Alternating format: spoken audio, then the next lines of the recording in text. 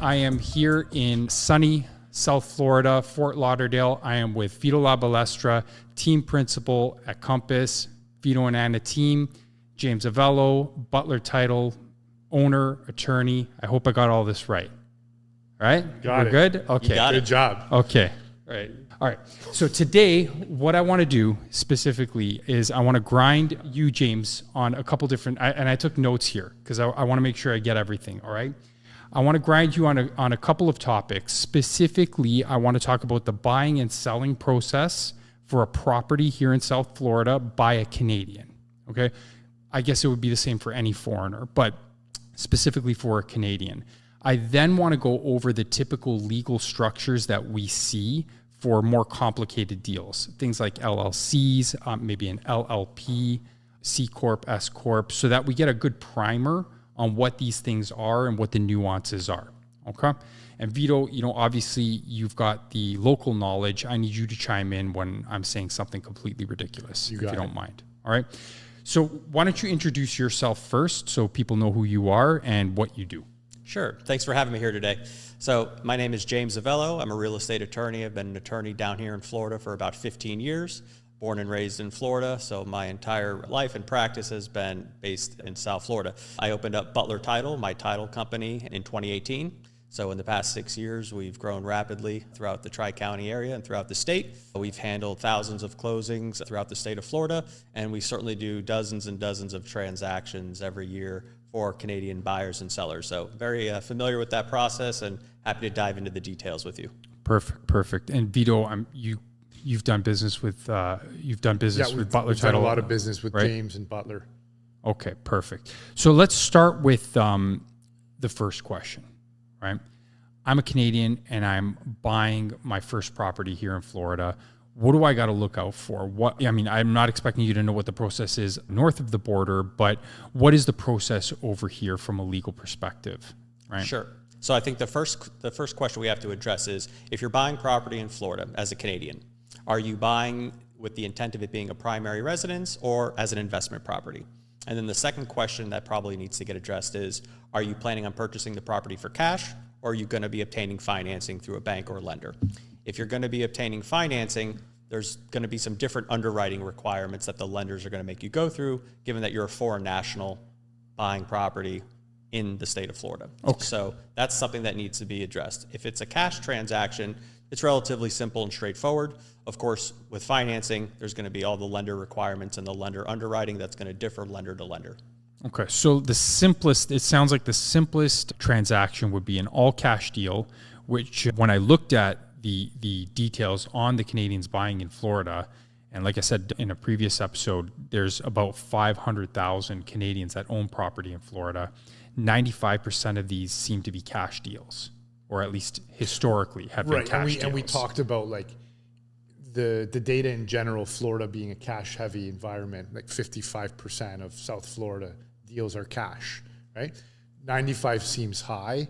I am of the belief that they're leveraging assets somewhere else in Canada. They're taking a line of credit on their house or whatever it is, and then buying here in cash. Right.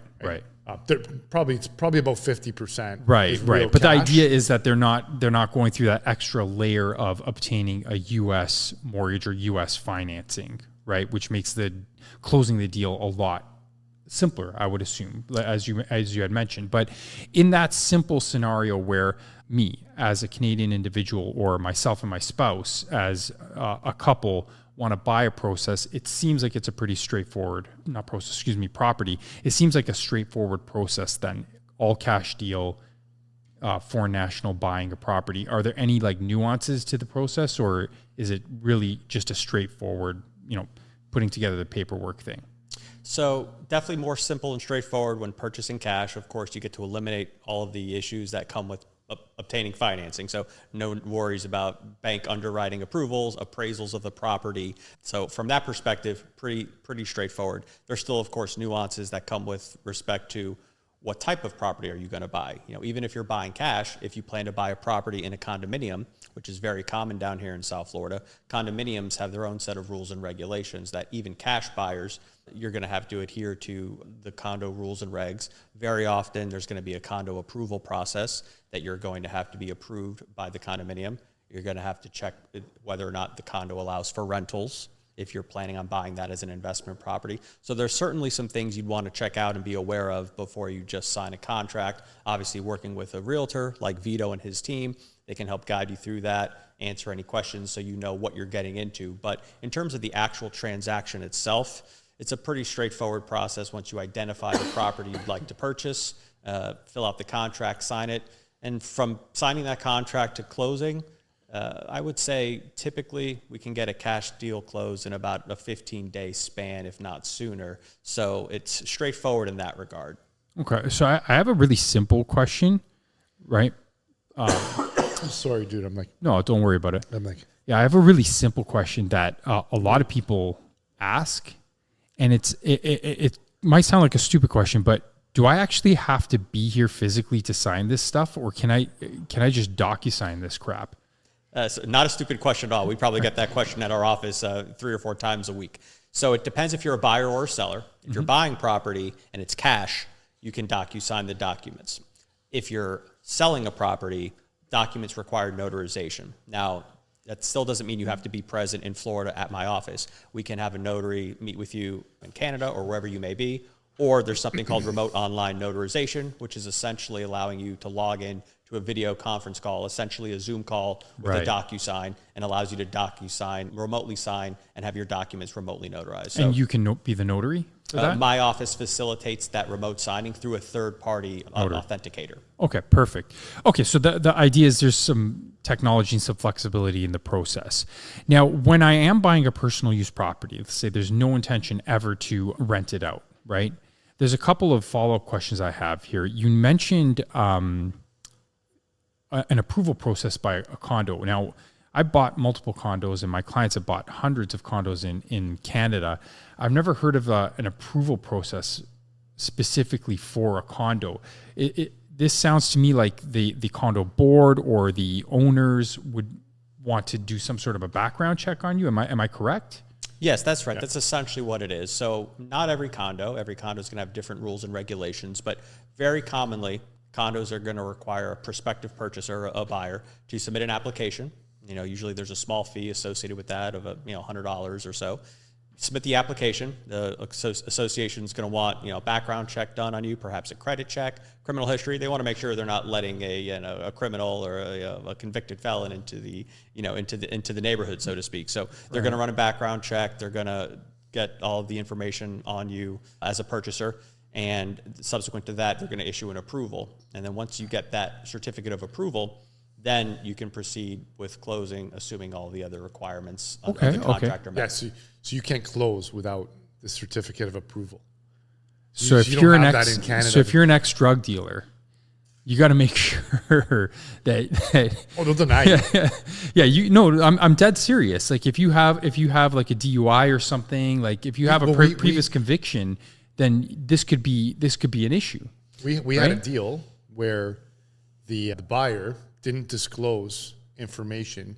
They put the wrong address that didn't match their driver's license, and then they found a battery charge. No. And they denied him at the last minute. Okay. And it sucked because he was a good kid, right? But he was denied by the condo board or the association. It was an arrest, not a conviction. And it was something that was ultimately thrown out, but it came up in a background check. But because he didn't disclose it on the questionnaire, like, have you ever been arrested? Okay. They declined him, and he couldn't close on the property. He got his escrow money back. Yeah, this is an interesting point that I've never heard of. Whether this exists in Canada or not, I'm unaware. I've never heard of this, but it does make a lot of sense that an HOA, like a homeowners association, perhaps might even do this, not just a condo board, right? Would do something like this because they're like, hey, listen, if you're going to be living in our community, we don't want a bunch of degenerates moving in. Right. Well, right. And James, how often do you see that a buyer gets declined by a condo? Because you do a lot of closings, right? I only do the ones that invisible to us, right? That Sure. we've done.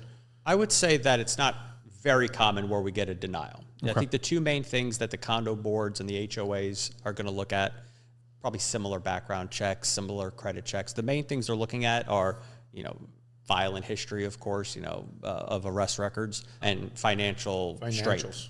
Financial strength is certainly something they want, specifically in the condos, but perhaps the HOAs as well, because with condos, one of the things that is of concern is that the buyer will buy into the building, and if they don't have sufficient financial strength, if there's an assessment that comes down the line that needs to be imposed, that buyer won't be able to cover their respective share of that cost, and that could lead to an issue. So I think the most common reason, at least that I see for denials, and they're not very common, would be financial related. Either a subpar credit score or just poor financial. So you have minimum credit scores that are disclosed up front. So these are things that us as realtors, we have the conversation with a buyer, because if they have a bad credit score, we might be able to get them a loan, right? But we can't get them through the HOA, right? And especially even in these like 55 and ups, they want to, because you have fixed income, right? Yeah, they want to see a pension or whatever. They want to see that there's reserves, that they can cover the fees, and I'm sure they run into a lot of challenges with that, with inflation and. So this makes a lot of sense. I never thought of this, but yeah, some sort of financial due diligence by the HOA or by the condo board. Is it all HOA? Like, so am I condo board? HOA, is this like an interchangeable word? Yeah, it will. Yeah, I guess. All right, let's get technical here. Why don't you educate me on that? Yeah. I think for our purposes today, you could use them interchangeably. There are some technical differences. Okay. An HOA stands for a homeowners association. Okay. Usually that's going to be single family home communities. Okay. Condominiums or condo associations are going to be condos, which are a specific legal structure. A shared structure with common areas, everybody owning an undivided share of a common element. So a little bit different in terms of the structure and the legalities, but for our purposes, it's the same thing with a governing board that requires approval of the buyer. Okay, yeah. Excellent. Yeah, so like you guys don't have a lot of HOAs in Ontario or in where we grew up, right? No, it's not common. Very uncommon. You see gated communities, like they're few and far between, and they're in these like ultra wealthy communities, right? But you may or may not have heard the term condo commando, right? No. This is like the guy on the board who wants to control everything, and like you got to watch out, because that's the guy who's going to start denying people, right? And sometimes for the wrong reason, right? And just upon a power I had to trip. call James and say, hey, this guy was denied. Can we get him out of this? There was another incident we had where the condo board owner was fighting with the owner, and this is funny because it was the place that he sold, right? Gave a bad reference to the place that he was buying, so it was condo board member to condo board member, and the new place he was trying to buy denied him. Oof. Because he got in a fist fight with the owner of the other place. It was bad. It was like the poor old man. Welcome to the crazy world of South Florida real estate. Holy crap. Okay. So, I mean, listen, I guess the overall point is, there's going to be some form of a due diligence if you are going to be living in some sort of a community that has some sort of collective agreements amongst themselves, which is a very common structure here in South Florida, right? It's not something that we're really used to. It's like, you buy, I bought a couple condos over the last few years, and you buy a condo and that's it. They get a clearance certificate and done. Bob's your uncle. It's super easy, right? But they can't deny you. I mean, I suppose they could. I suppose they could deny you, right? But I've never heard of it, right?